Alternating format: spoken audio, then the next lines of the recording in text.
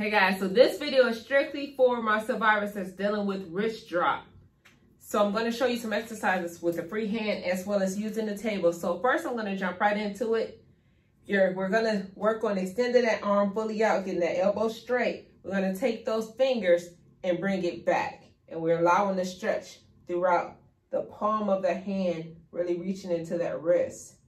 But I know I have to take in consideration with some of us whose fingers do not open on its own. So I'm going to show you as well. So say for instance, we have the closed fist situation here. And we're going to do the same thing with working to pull that palm back, extending through the wrist. And with those tight wrists, this actually is not an easy exercise at all, but also taking into consideration if you cannot even hold your arm up on its own. So that's why I'm going to do the same thing on the table here. So what we have the situation as, we can do open fingers, bringing those fingers back. Arm is extended on the table, and that's helping us keep that arm out, doing that stretch as we have such. And I'm trying to move this hand out the way so you can see how I'm stretching it out. And then I'm going to do the closed fist. Oh, maybe should have. I'm going to do the closed fist situation here. Pulling that wrist back. Same way. But also, I have my band here. We're going to use this that could be assistance with both an open hand and a closed hand. So the band here adds a little more resistance. And we're going to press down with those fingers, get in the right position, and we're pulling back. So this right here with that resistance adds a lot more. You'll feel the stretch going all the way up the arm, definitely in those forearms. And then taking into consideration, closed fist. And I'm trying to keep my fist closed. Fingers are getting stuck. Closed fist here. It'll actually be a lot easier with the closed fist if you can press this under at least one of the fingers, so therefore it doesn't move. Actually, I'll show you how to do that. So I have it pried in between my thumb and the rest of the fingers are closed. So what we're going to do, it just helps you to keep it in place if you're dealing with that closed fist, to still get that stretch in that wrist. So that's what we're doing here. So again, I am mimicking the tight wrist, so you're not getting a lot of stretch, especially when the fist is still, when the palm is still fisted as such, you don't get a lot of flexion in your wrist.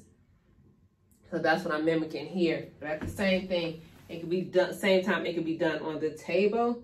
And the table does allow for a little more stretch because you're using that table as an assistance and then pulling that arm. So I like this as well. Before I show you another one, I wanted to jump in to show you how to even stretch and strengthen that forearm, which is going to help with that wrist drop. As we're trying to get flexion and extension in the wrist, our forearm is the main thing we need to work on. So I'm going to use the band since I have it, and I'm going to apply the resistance the opposite way. I'll show you in the camera first.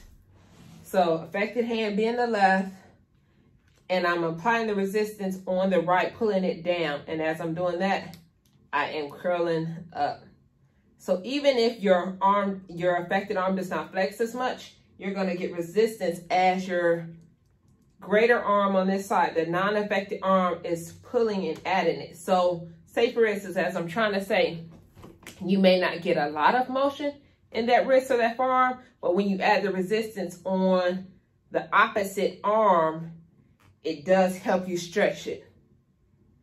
So that's what we're doing here. So my arm, I can flex it more, so I'll do both. So say for instance, if you do have more flexibility and mobility, you can use your arm. I'll do it so you can see what it looks like. So we're gonna add the resistance to the table here like such, and we're working through the forearm. And we're driving it up and down. And see, I'm not really moving the entire arm. My main focus is just working that forearm. So you can also do it if you don't have the table. You can also do it. I'll lift my knee up.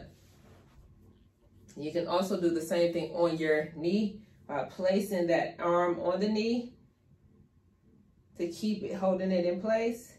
And you're driving that wrist up towards you. So even if you don't have a lot of motion, this is what your goal is. And it's always great to do it on your non-affected side as well. So because the non-affected side you're likely able to do the correct motion so you can see what it is. So it triggers your brain to understand what we are trying to do with that affected side.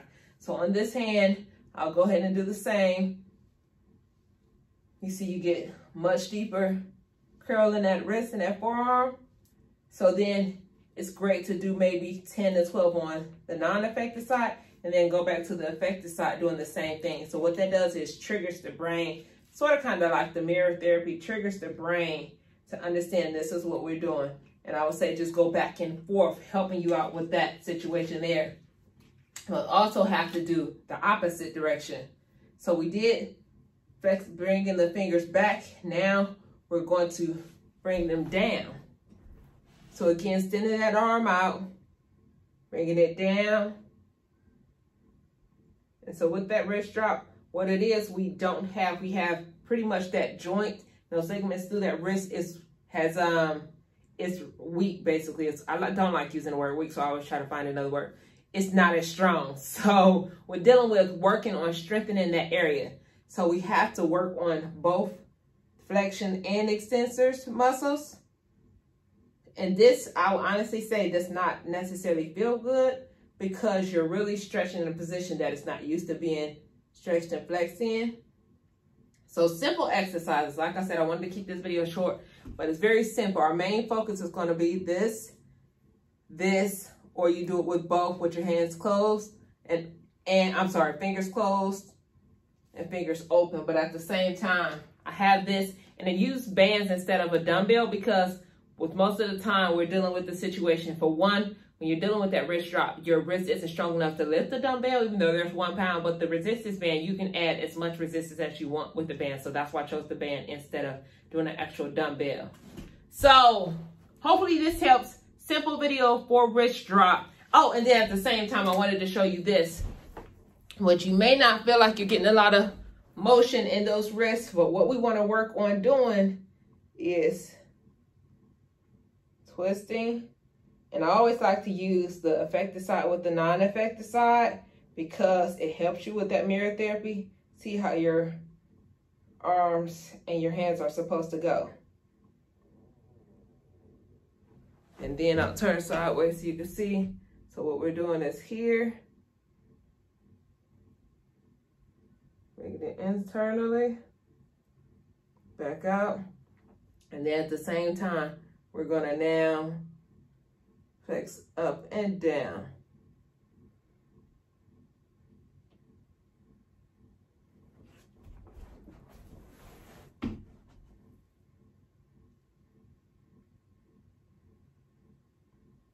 And if you need to, if you can open your hands, we can do the same thing. Opening the hands and doing the same thing. Or again, you can take the table, use the table for both. Which I probably don't have enough room here. Bringing those up.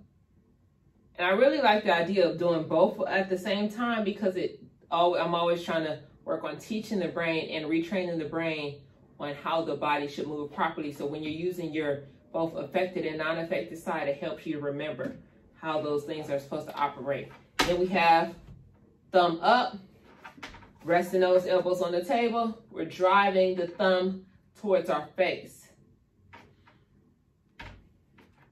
And again, even if you're not getting very much movement, I still want you to do this because what happens is over time, you're strengthening those muscles to remember how to move, and then eventually they will begin to move better and better.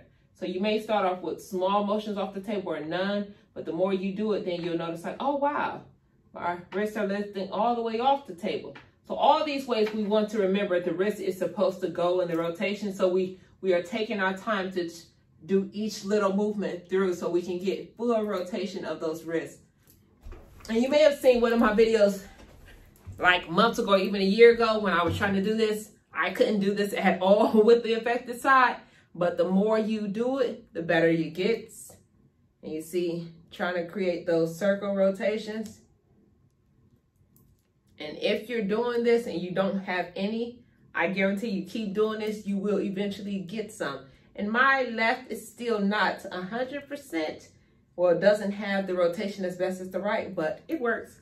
So, end of the video. If you need anything, send me an email, bodybytrace@yahoo.com. I'm on Instagram at Bodytracefit. I'm on all social media, Bodytracefit. Thank you. Enjoy the rest of your day. God bless you.